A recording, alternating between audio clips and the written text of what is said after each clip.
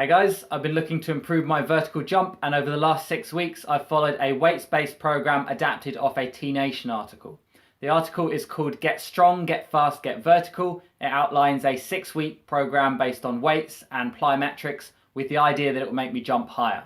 I covered the details of the program in another video, so here I'm just going to skip straight to the results and then a brief review.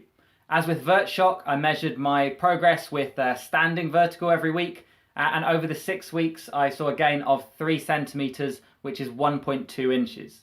What should be immediately obvious is that after day 1, I didn't jump any higher until the program was over. This is in contrast to VertShock, where my tests were trending upward every week. This is an important consideration when you're scheduling this kind of training, because you don't want your performance to suffer for 6 weeks in the middle of the season when you're competing every weekend. Heavy weights and a strength foundation belong in the off season, because it doesn't matter that you can't jump very high as long as you know the results are coming. I also tested my running vert. On day 1 it was 26 inches, meaning I was 5 inches from being able to touch the rim, and after 6 weeks I did manage to increase that to 27 inches. Now onto the review. Most articles like this end with a generic template that feels like it hasn't been tested on anyone. So here I felt comfortable changing a few of the exercises in order to align it with what the vertical jump research said was the most effective. There were 2 lower body sessions and 2 upper body, and since this is about jumping higher, I won't spend too long on the upper body. All I'll say is it was very standard. It's exactly what I'd expect given that isn't the main focus, and I ditched preacher curls in the final few sessions because they seemed entirely surplus to requirements. The first lower body session is written with heavy weights first. I was always taught to put the lighter explosive stuff first when you're fresh, so I almost did the exercises in reverse order.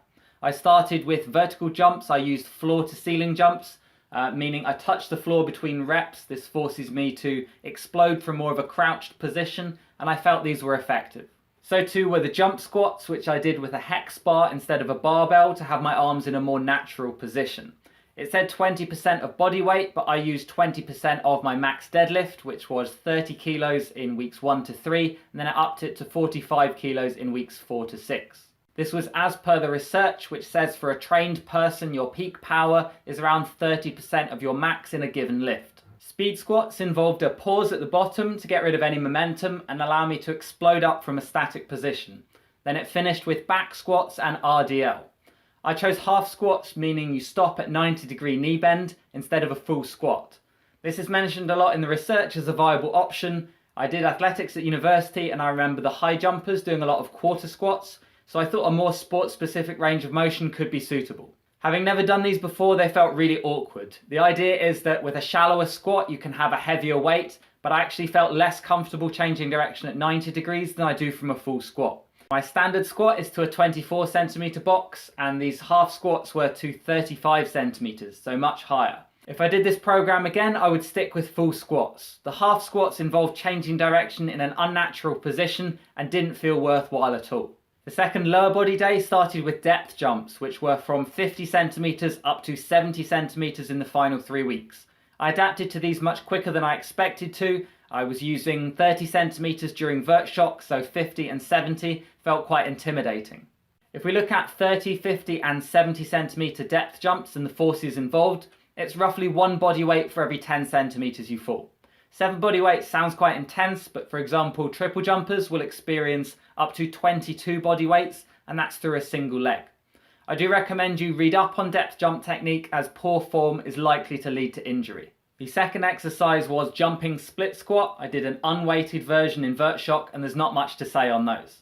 Then power cleans. My technique has room for improvement, and that was my focus here, looking to extend the hips aggressively for the second pull, which is when the bar passes the knees.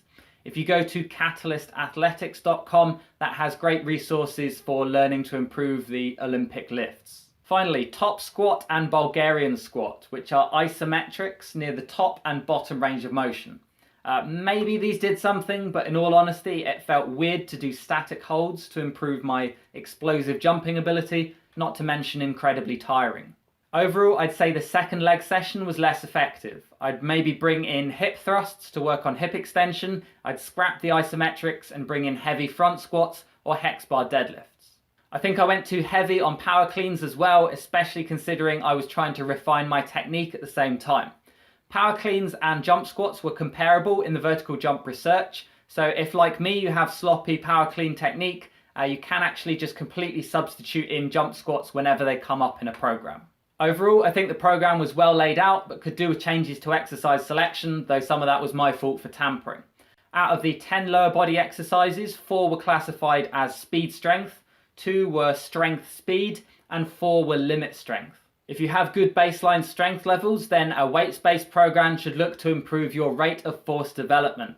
You can actually still use heavy weights to develop RFD because it's your intention to move the bar as fast as possible that counts. You could still squat with 85% of your max as long as you're trying to move the bar as fast as possible on the way up. It doesn't matter how fast it actually goes. That being said, you could still improve rate of force development with the more explosive exercises like the jump squats and the speed squats.